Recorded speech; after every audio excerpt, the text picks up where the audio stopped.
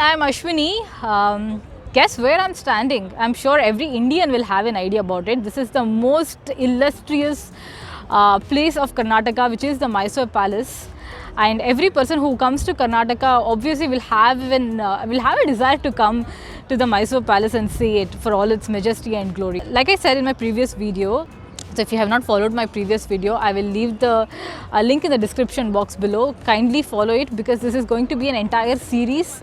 And if you miss one video, maybe you will have a difficulty in understanding or connecting the dots in the next video. Now, like I said, in my previous video, I discussed about how I felt the need to know about my own city, my own culture, my own region, and how I felt that I need to educate myself in order to educate my son about the great culture that we all come from. If you're from Tamil Nadu, or if you're from Kerala, or if you're from Maharashtra or West Bengal, talk about any place. Every place is so much rich of history, and unfortunately, like I discussed in my previous video, our education system has been written by the British, glorifying their contributions to India.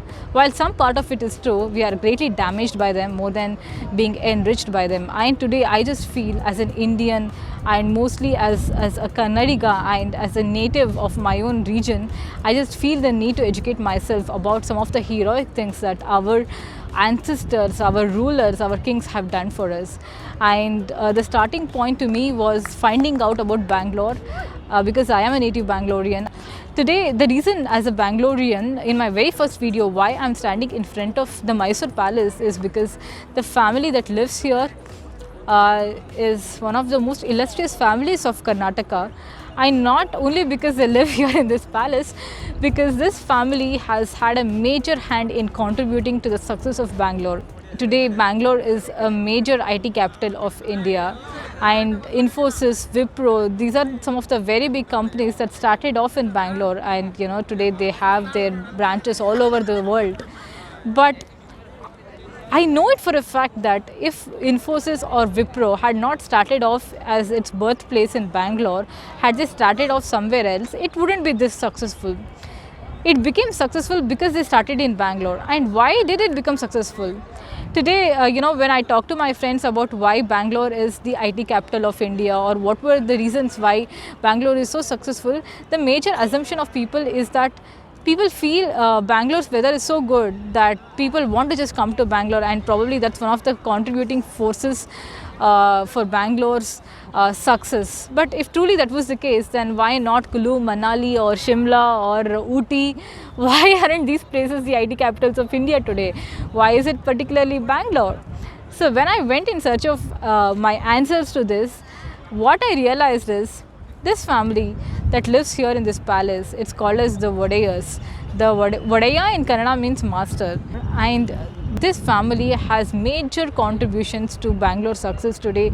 They opened numerous colleges, they opened numerous engineering colleges. They were one of the families which supported foreign education. In fact, they had a scheme back then that if they found somebody who was very good or who was really interested in education, and if Wodeyar family thought that they could extract some value by sending this person to study abroad, they would support them. So education was given prime importance during Wodeyar family's rule, and that definitely contributed to opening many number of colleges and keeping the harvest ready and keeping the talent ready, so that when an Infosys or when a Wipro started, the environment was set so right that it will definitely fructify. And that's what we see today in Bangalore. If it was not for the kind of emphasis this family had on education, maybe Bangalore wouldn't be that successful today. And in my next video, I am just going to trace how this entire family started.